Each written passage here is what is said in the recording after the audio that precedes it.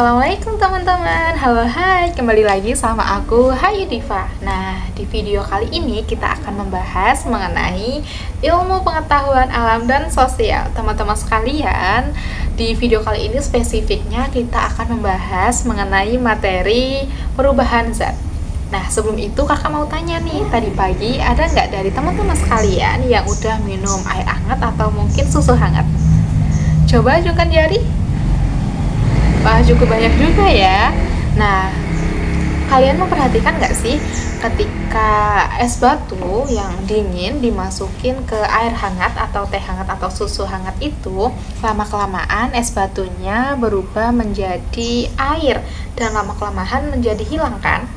Nah, peristiwa tersebut itu tuh bagian dari materi yang akan kakak sampaikan, yaitu mengenai perubahan zat. Perubahan zat sendiri nanti kita akan bahas apa sih pengertiannya, gimana ciri-cirinya, jenis-jenisnya, dan contohnya di kehidupan sehari-hari. Perubahan zat ini sangat sering kita temui.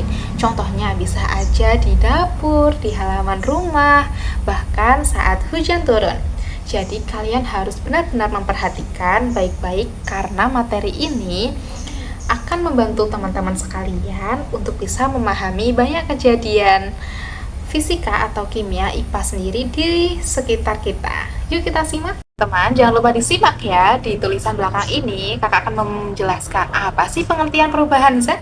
Jadi, perubahan zat adalah perubahan yang terjadi pada suatu benda, biasanya berupa perubahan bentuk, ukuran, bahkan sampai pencampuran zat. Contohnya, kalau air dimasukkan ke freezer, nah lama-lama menjadi es kan, atau mungkin esnya ditaruh di bawah sinar matahari, lama-kelamaan juga akan hilang kayak di awal yang sudah kakak sampaikan tadi. Coba teman-teman sekalian, coba jawab pertanyaan ini. Kalau ada coklat batang yang ditaruh di bawah sinar matahari, kira-kira apa yang akan terjadi pada coklat itu? Benar banget, coklat itu akan meleleh dan akan mencair dari yang padat nih, berbentuk batang lama-kelamaan sampai nggak beraturan. Contoh itu juga termasuk pada perubahan zat. Selanjutnya kita akan membahas mengenai jenis-jenis perubahan zat. Perubahan zat sendiri dibagi menjadi dua jenis, yaitu perubahan fisika dan perubahan kimia. Perubahan kimia sendiri yaitu perubahan yang menghasilkan zat baru. Kalau sudah berubah, biasanya sulit kembali ke bentuk semula. Yang kedua ada perubahan fisika. Perubahan fisika yaitu tidak menghasilkan zat baru atau lawannya dari kimia tadi teman-teman. Artinya bendanya itu masih sama, hanya berubah bentuk atau wujudnya saja. Contohnya es batu yang mencair jadi air, zatnya tetap air kan, hanya bentuknya saja yang berubah. Atau mungkin perubahan kimia, contohnya tuh kayak kayu yang dibakar jadi abu. Kayu yang dibakar kan nggak bisa menjadi wujud semula nih, karena sudah menjadi zat baru. Kakak mau tanya nih, kalau misalkan kertas yang disobek, kira-kira itu termasuk perubahan fisika atau kimia? Betul banget, itu termasuk perubahan fisika karena kertas tetap kertas, hanya saja bentuknya yang berubah. Teman-teman, sekarang kita masuk ke bagian yang paling penting nih, yaitu perubahan wujud. Perubahan wujud termasuk perubahan fisika karena tidak menghasilkan zat baru. Perubahan wujud sendiri terbagi menjadi beberapa macam. Yuk kita simak. Yang pertama ada mencair. Mencair adalah perubahan dari zat padat menjadi cair. Contohnya es batu yang menjadi air tadi. Yang kedua ada membeku. Membeku adalah perubahan dari cair menjadi bentuk padat. Yang ketiga ada menguap atau evaporasi. Evaporasi sendiri yaitu perubahan dari cair menjadi gas. Misalnya air mendidih di panci berubah menjadi uap. Yang keempat ada mengembun. Mengembun atau juga sering disebut kondensasi. Kondensasi adalah perubahan gas menjadi cair. Contohnya apa? Seperti yang kakak bilang dari awal tadi, contohnya saat turun hujan itu tuh juga terjadi perubahan zat, yaitu saat hujan turun, kaca jendela atau gelas dingin sering ada titik-titik air, yaitu tuh yang namanya embun tadi. Yang kelima ada menyublim.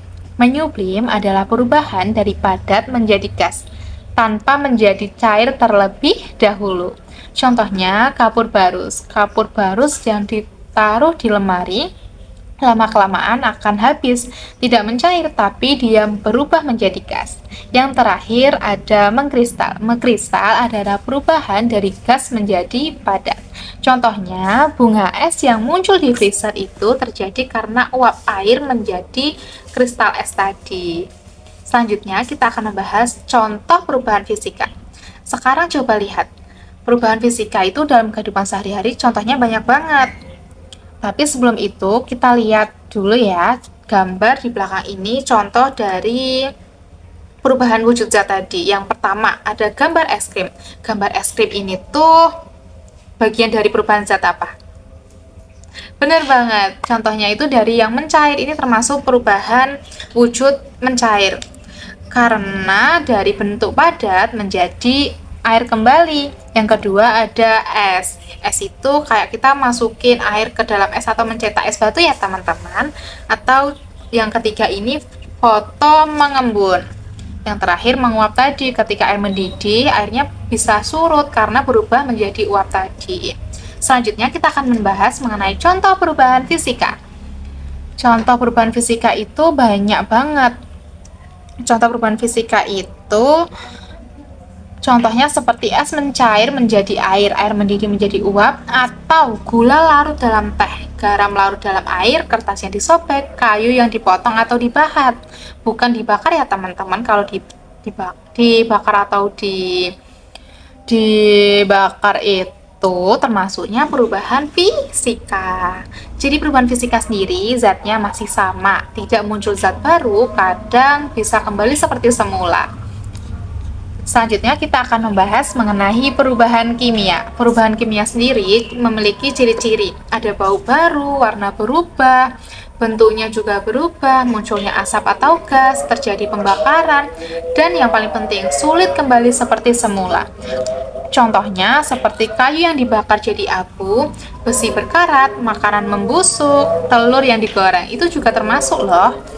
Coba teman-teman perhatikan. Kalau telur digoreng, warnanya berubah, teksturnya berubah, dan tidak bisa kembali seperti bentuk semula, yaitu bentuk mentah kan? Itu berarti termasuk perubahan kimia, teman-teman. Jadi, kesimpulannya, perubahan zat adalah perubahan yang terjadi pada benda karena panas, dingin, tekanan, atau pencampuran. Perubahan zat dibagi menjadi dua, yaitu fisika dan kimia. Fisika tidak menghasilkan zat baru, contohnya mencair, membeku, menguap, mengembun, atau menyublim. Sedangkan perubahan kimia menghasilkan zat baru, contohnya dalam pembakaran, pembusukan, dan karat.